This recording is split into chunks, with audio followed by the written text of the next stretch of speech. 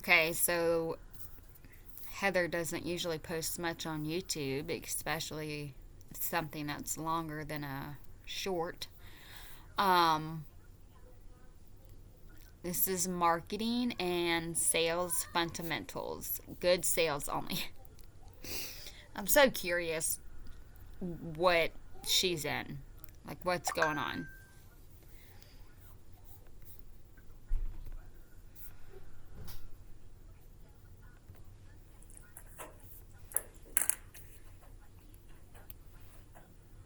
Oh, gosh. This reminds me whenever she was in her apartment. She was just like trying to dress like a teacher. She's in business mode right now. Marketing. How's it going, guys? Good, you? My name is Heather, Hi. and you may know me from my variety show, Oh, CoCo show. yes. Some people call me CoCo. Hey, Coco. You also may know me from some writing that I've done. Senza, right? Posted a blog and written several other publications, as well as I'm in the midst of writing my very first book. So very exciting. Congratulations.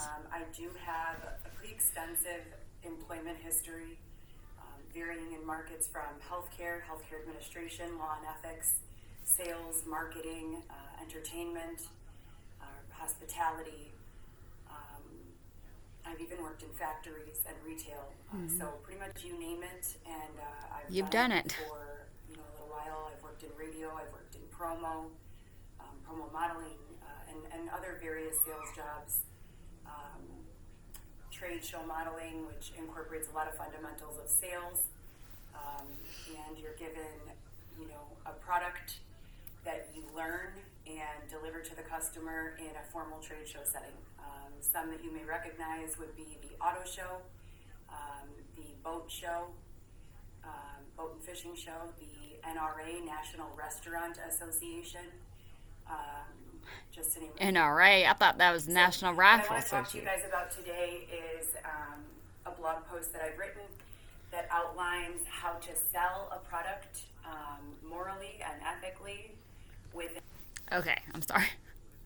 This reminds me whenever it was like take your daughter to work day and your mom was too busy working, so you were like playing work, and pretending you worked there. This is what it reminds me of.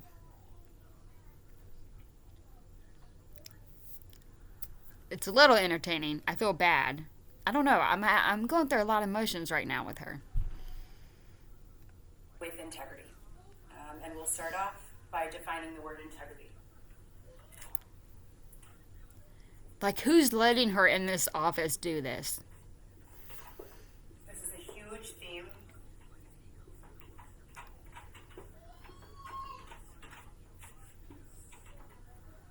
Not only for sales, but also for life. So, integrity is defined as soundness, robustness, strength, sturdiness, solidity, solidness, etc. In other words, you want to make sure that your product and the delivery of your product is conveyed accurately to your customer or client, and that if you have to lie, scam, or cheat the customer, the sale is clearly lacking in integrity and you should not engage in the sale. That would not be considered a good sale. And these teachings are from a blog post that I wrote called Good Sales Only. For purposes of this video, I'm going to use roofing. And Roofing. Okay, I'm so confused. So is this roofing situation? Is this why she's in the office? repair as an example. If your product is a new roof on someone's home, someone you would not want to sell to, someone with a brand new roof on their home, right? Someone with no damage to their roof. So engaging in those types of sales would be misleading and a waste of your time. Obviously. There are plenty of people who actually could benefit from a new roof and aren't really aware of clauses in their insurance policies, or some people aren't even aware that their insurance policy will cover a new roof. Those are the people that you want to sell to. You want to identify issues with the roof, leakage, areas where storms have come through, high wind, tornadoes, rain.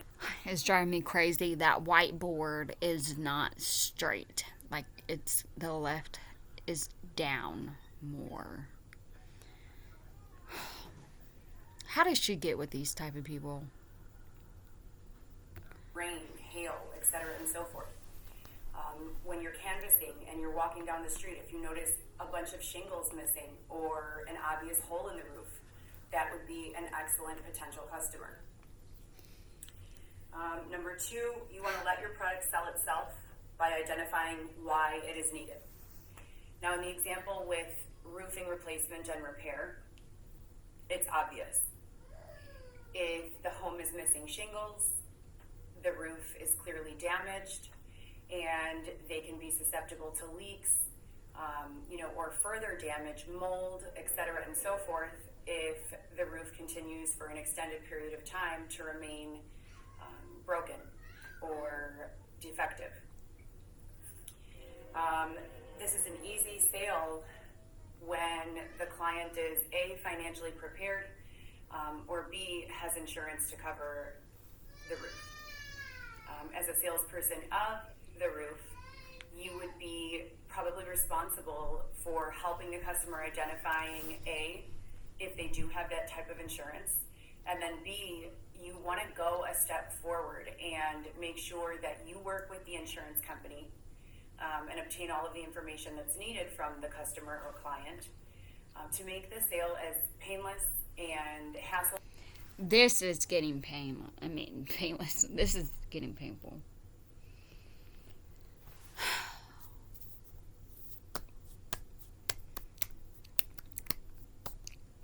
I hope y'all can hear her because it's not very loud. She talked for a pretty long, good minute. Hassle-free for your customer as possible. If you're a general contractor or you offer any other services for repairs on homes, by ensuring that your first sale of the new roof is a sale that holds integrity, you are going to keep that customer. You are going to have that customer feeling like they can trust you, and in the future, they will probably call you for other needs. So that's going to be a good move. It's going to be a good move. In the short term, if you have to, lie or mislead to get the roof repaired, and then maybe there's a problem in no the integrity, future, or the customer is unhappy with the sale in the future, what are the chances that you think they're going to call you again should they need any other general contracting needs? What are the chances that that customer will tell their neighbor who also has storm damage that you're a responsible, qualified, honest salesperson who gets the job done? Probably not really good. Those chances are not very good if you don't deliver in the way that you say that you will. Well, obviously. Now, if you do, on the other hand, deliver with integrity and sell the product the way that it's meant to be sold to the customer that needs the product, what do you think the chances are that they're going to tell someone else, hey, I found this phenomenal roof person? Especially if they know another person in need of the same service or product. Got it. Probably pretty good, right?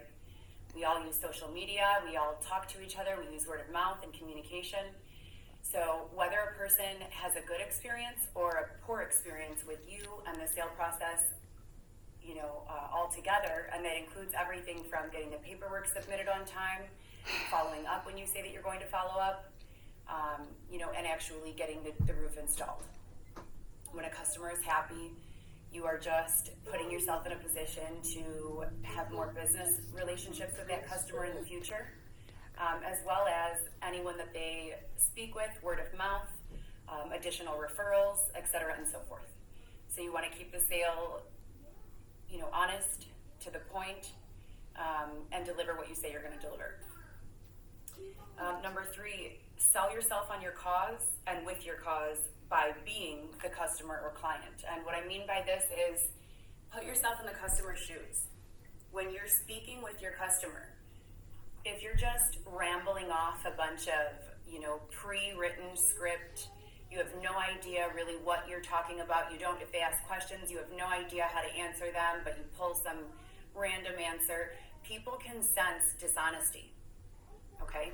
You want to know your product, and you want to put yourself in the customer's shoes when you're delivering this product knowledge and think, if someone were talking to me this way, if someone were handling me this way, and they wanted me to be a customer of theirs, would I be reciprocal to that idea? Would I be willing to be a customer? Would I buy what they're selling? Would I believe what they're telling me? What is going on? I'm trying to stay afloat here.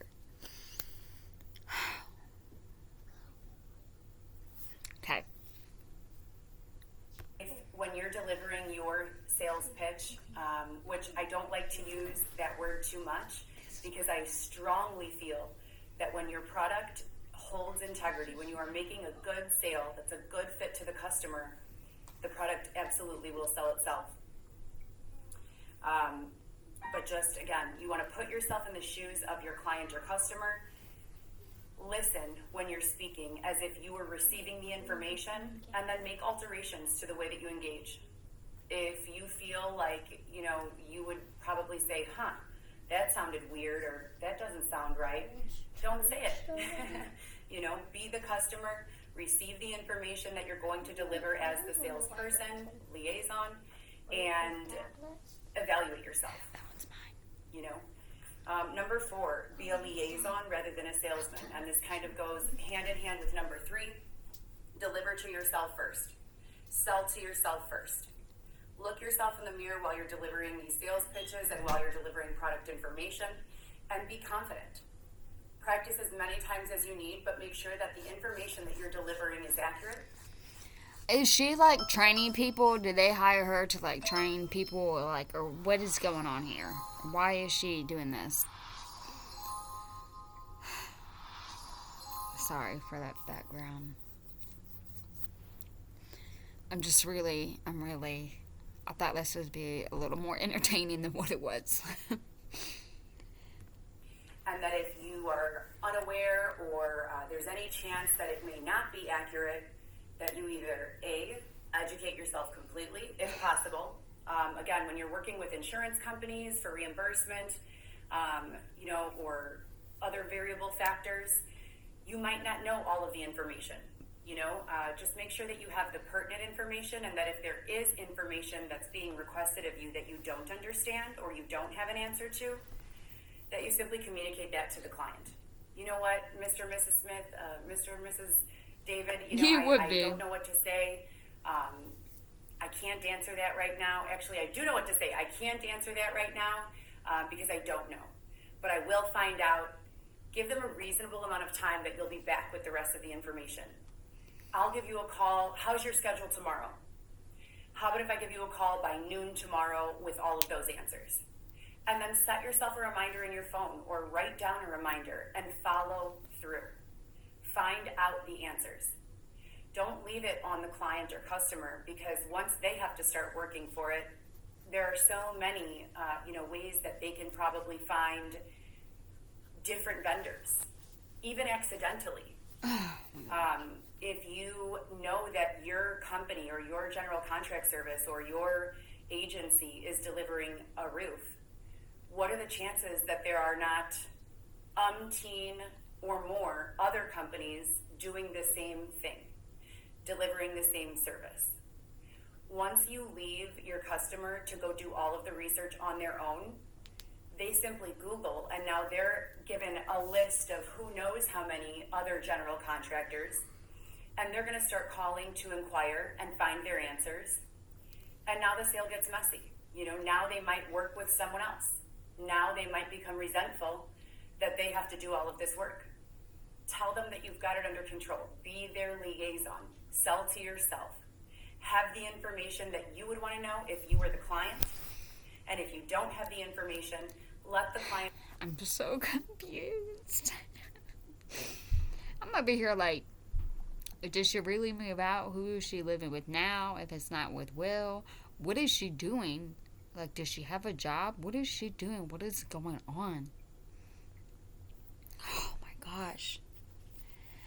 Almost. It's halfway. How are you talking about this for this long? Client or customer know that you will obtain the information Could y'all imagine though walking by that room and then seeing and hearing her? and get back to them in a timely fashion, and then follow through. Number 5, do your homework. And again, this goes back to product knowledge. We've touched on this a bit, but I cannot tell you how important this is. If your company doesn't offer shingles, that come in gray, I don't know how applicable this is, but let's just imagine, and your client is absolutely insistent on gray shingles, you would never say to the client, absolutely, we've got gray shingles, right? You would say to the client, you know what? We don't have gray shingles. However, I have 30 other color options for you. I can bring by samples tomorrow, or something like that. Let them know exactly what it is you can deliver, and focus on what you can deliver rather than what you cannot.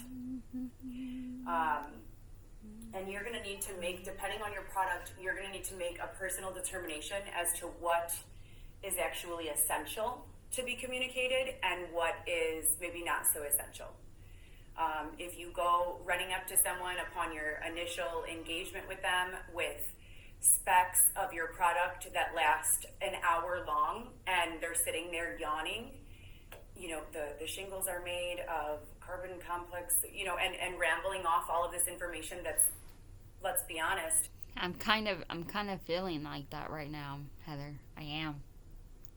Mostly useless to the customer. They're going to lose, their ability to engage with you, and you want to always keep your customer engaged and actively listening and communicate the information that they really need to know. An example would be a deductible.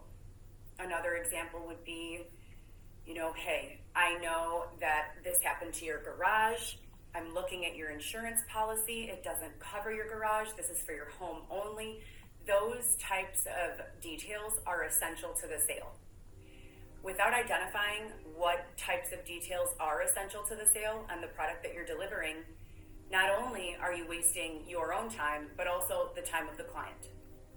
Now, if you do your whole entire job and you deliver all of this essential information to your client, and your client decides at the end, you know what, I'm not going to move forward with this company. But you've done your job, you've been honest, you've delivered, you've relayed all of the essential product information. What have you done in that interaction? You've built trust. You don't know where you as a person or your company is headed in life. You could be selling roofs this year. Next year, you might be selling cell phones. If you don't make one sale, that doesn't mean that you cannot still retain that customer as a future customer or a future client for another product or service, or even the same product or service. Maybe they move. Maybe they're buying rehab homes or homes to rehab. If you are honest, if it's not a good match, and you let them know, you have built a rapport, you have built a trust, a bond with this client. All right, sorry. I'm not doing very good with my commentary because I'm slacking. She's putting me to sleep. What is going on?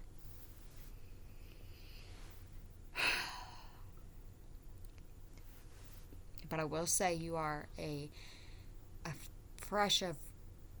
breath of fresh air compared to Leticia. That is most likely going to end in them feeling like they can call you again. Number 6, again, be an advisor, not a bully. If there's one thing, when it comes to people in general, human psychology says most people don't like too many decisions. They don't like too many options. They want the information delivered. They want a couple of options, and they want it easy to understand. That's your job as a liaison, as a consultant. Now, it's one thing to be persistent and to deliver on the information as you promise, and to explain to the customer why something may or may not be in their best interest. That's your job as a salesperson, to know why a certain product would be a good fit or service, and why it would not be. But once a customer has firmly communicated that they are not interested, again, back off. Leave them Pulling alone. someone into a high pressure sale is never a good idea. Even if you get away with it and you deliver and the product comes through and they're okay, you have a 50-50 chance on whether they're ever going to call you again. As humans, as people, we remember how others make us feel. Again, these are basic concepts of psychology. We may not remember all the words, but we do remember the feels. So if you make someone feel scared or bullied or pressured too much into saying yes, the chances that they would be confident in calling you again and wanting to work with you again or even interact with you again are very slim. They definitely go down. Yeah. So you're going to want to remain positive, confident, knowledgeable, trustworthy in your sale and in the delivery of your product knowledge. But it all goes back to integrity, right? We have to deliver this information with integrity. We have to know that what we're... Oh my gosh. I don't even know why she's doing this, but it's kind of funny. giving the client they actually will benefit from, that it's not going to, harm them more than it is help them. And by doing so, you're playing for the long-term game. You're playing for the long-term win. And again, we don't know what that may be. This person may buy 10 properties tomorrow and they all need new roofs. And now you've just risen to the top of your sales team because you've secured 10 contracts rather than bullying them into one and them never calling you again. Okay? Lastly, number 7, you want to deliver for your client. So that's follow up and follow through. And what I mean by that is, like I said before, if you're working especially with insurance companies or any third party that may need to be involved in the sale, that may need to be aware of the sale, and you have to say to the client, I don't know, let me find out, or let me file this document, or let me search for this answer. Do that, I can't tell you how many salespeople I have witnessed, even in a face-to-face capacity at a trade show, just from a lack of follow-up and follow-through, losing the sale completely.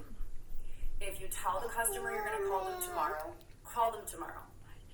If you've called the insurance company 50 times and you still don't have the answers that you need, still call them tomorrow. Hi, Mrs. Johnson, I'm so sorry to let you know that I was not able to get those answers for you. I have inquired thoroughly. I'm sure that I'll be able to get those answers for you by tomorrow. Can I give you a call back tomorrow? You're not being intrusive, you're not being annoying, but you're also not dropping the ball in the sale. You're also not leaving your customer wondering what happened to them, where are they? Are they going to, continue this sale? Are they going to be a good fit? Are they acting as a liaison to me and my needs? Because again, Yeah, I'm gonna need you to hurry up. I gotta get my kids. They acting a fool. a salesperson, that's what you are. Your job is to deliver the best fit to your customer. So follow up and follow through. Call your customer back, keep them in the loop. Don't inundate them with unnecessary information, but make that connection with them so that they're completely aware and trusting of you, that you will actually deliver on what you're saying you're going to do. Even if that means calling them back and saying, I don't have that answer yet. I know myself as a customer, ask yourself, if someone promises that they're going to get back to you in 24 hours and you don't hear from them for a week and then they call you back, you might still continue working with them, but you're going to have questions and reservations as to why they haven't followed up with you. Now, if that person calls you back in a day and says, I'm so sorry, I don't have those answers, I'm still waiting on the insurance company to give me a call back, and I'll give you a call as soon as they do. Now you've built the rapport, you've built the trust.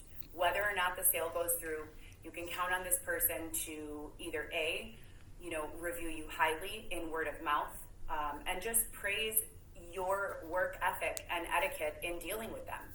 And again, that may not be instant gratification where you're getting a payout from that customer immediately, but in the long term, that's definitely going to pay off. So basically, the most important thing is everything you're doing in sales and marketing, make sure you're doing it with integrity. If you're selling roofs, don't go to your customer and say that you're selling carpeting. Basic concepts, be What trusted. the fuck? Does she really have to say that? These are the type of people you're working with? If you're selling roofs, don't say you're selling carpet.